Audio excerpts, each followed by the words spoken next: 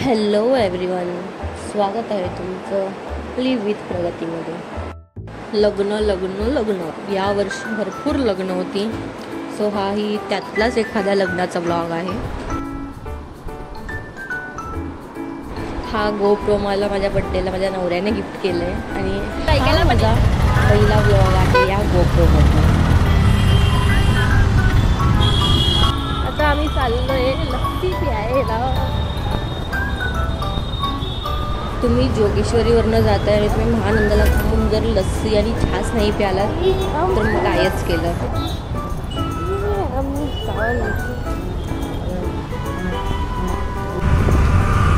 एका दिवसाला तो 4 लाख रुपयाचे पाकिट. एका दिवसाला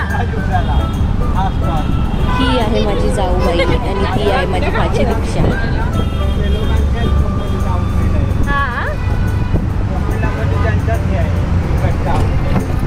कंटेंट भेटला असता इनके बाप अरे नाही.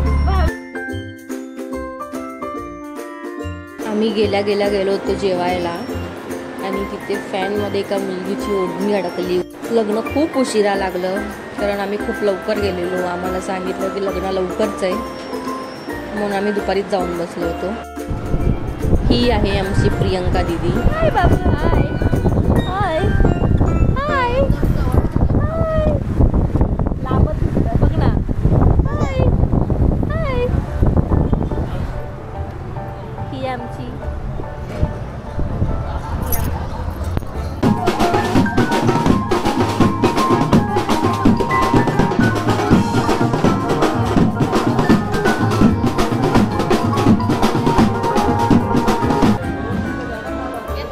जेवल्यावर आम्ही थोडंसं फोटोशूट केलं आणि ही आमची दीक्षा आमचं व्हिडिओ काढते.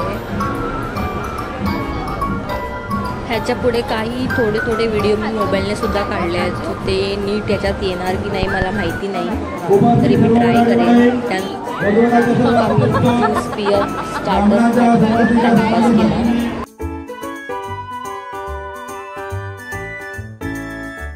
त्यानंतर झाली नवरीची एंट्री. आम्ही काय बघतोय, नवरी आणि नवरीच्या घरच्यांनी लाइटिंगवाल्या वेण्या लावल्या होत्या. मला त्याच्याने काहीच प्रॉब्लेम नाही आहे, पण म्हणजे आम्ही ते बघतच राहिलो. त्यानंतर आम्ही थोडे स्टार्टर खाल्ले परत. हे आम्ही पहिल्यांदाच असं लग्न बघितलं जिथे आधी जेवण आणि त्यानंतर स्टार्टर येत होते. आम्ही ते लाईन तू अँगल वाकडा तिकडा पकडशील तर मग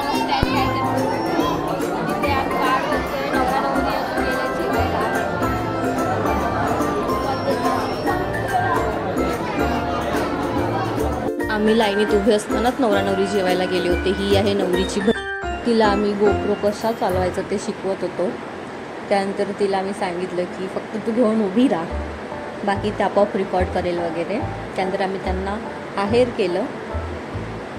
आणि एवढंच. जर तुम्हाला माझा हा व्लॉग आवडला असेल तर लाईक शेअर सबस्क्राईब करा. Thank you for watching.